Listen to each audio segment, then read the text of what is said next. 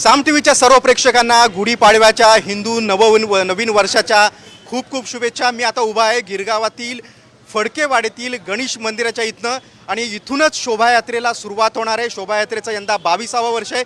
खरं तर महाराष्ट्रातील सगळे सण उत्सव साजरा करण्याचं केंद्र म्हणजे गिरगाव आहे आणि या गिरगावमध्ये अगदी मराठमोळ्या थाटामध्ये गुढीपाडवा साजरा होत असतो आणि त्याचं वैशिष्ट्य म्हणजे इथल्या स्वागत यात्रा।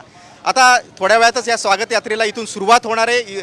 या फडकेवाडीतील गणेश मंदिरातून स्वागत यात्रा सुरुवात होतील ते साधारणतः ठाकूरद्वारपर्यंत त्या पुढच्या सिग्नलपर्यंत या स्वागत यात्रा असतात। वेगवेगळी कलापथकं असतात आणि या स्वागत यात्रांच्या माध्यमातून या शोभायात्रेच्या माध्यमातून मराठी संस्कृतीची झलक आपल्याला गिरगावमध्ये पाहायला मिळते। आपण पाहतो माझ्या शेजारी शिरीन आहे, शिरीन शिंदे आहे।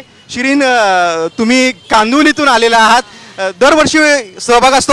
गेल्या 5 वर्षापासून येते मी गिरगावच्या शोभायात्रेमध्ये आणि माझा एक्सपिरियन्स खूप जास्त चांगला असतो, कारण की नवीन वर्षाच्या स्वागताची तयारी ह्याच्यापेक्षा अजून जय्यत काय असू शकते। खूप भारी वाटतं ॲक्च्युली। हे पूर्ण असं अटायर करायला खूप आपल्याला कमी चान्सेस भेटतात या आजच्या पिढीमध्ये।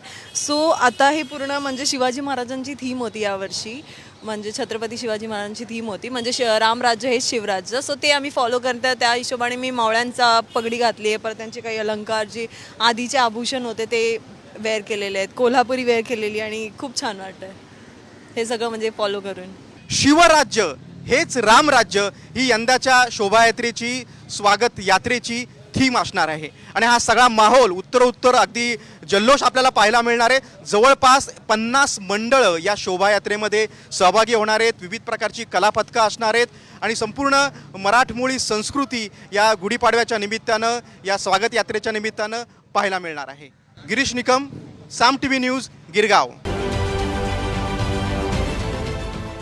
देश विदेशातील प्रत्येक घडामोडींचे लाईव्ह अपडेट मिळवण्यासाठी आता साम टीव्हीच्या सर्व सोशल मीडिया प्लॅटफॉर्मला लाईक, फॉलो आणि सबस्क्राईब करा। तसंच सर्व नोटिफिकेशनसाठी बेल आयकॉन प्रेस करायला विसरू नका।